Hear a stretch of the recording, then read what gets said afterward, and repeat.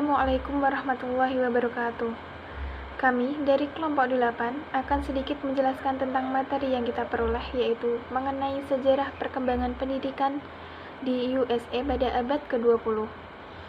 Kelompok kami memiliki 3 anggota, yaitu saya sendiri, Sinta Cornelia dengan NIM 1120132, kemudian ada Mbak Isma Warni dengan NIM 1120124, dan yang terakhir adalah Mbak Ulfi Fadriyatul Maghfirah dengan NIM 1120134. Saya akan sedikit menjelaskan tentang perkembangan pendidikan di USA pada abad ke-20.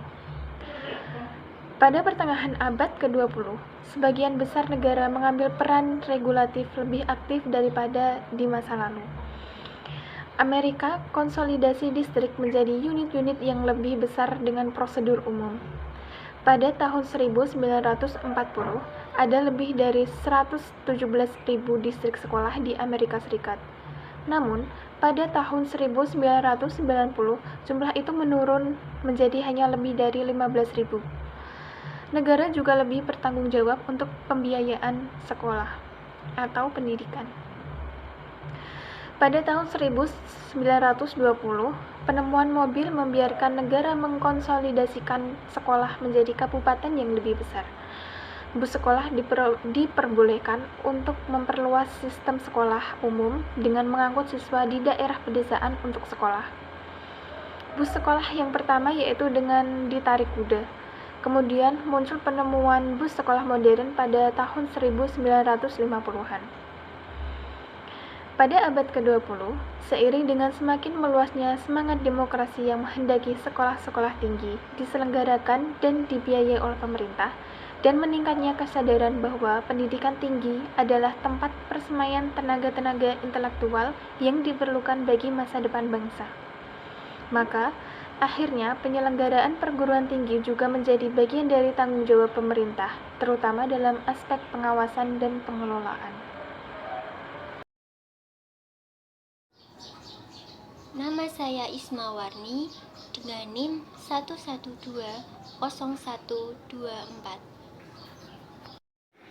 Konsep pendidikan Miss Helen Packard, yaitu Dalton Plan, adalah jenis metode individu dengan laboratorium yang dibentuk oleh subjek. Siswa belajar secara mandiri di bawah saran guru. Konsep pendidikan Dr. Montessori.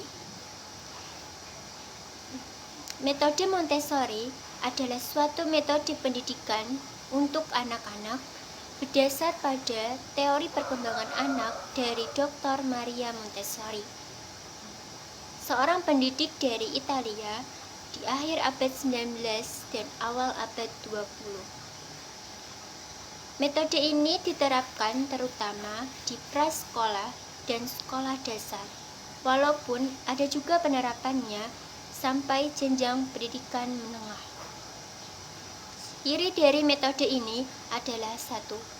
Penekanan pada aktivitas pengarahan diri pada anak dan pengamatan klinis dari guru atau sering disebut direktur atau pembimbing.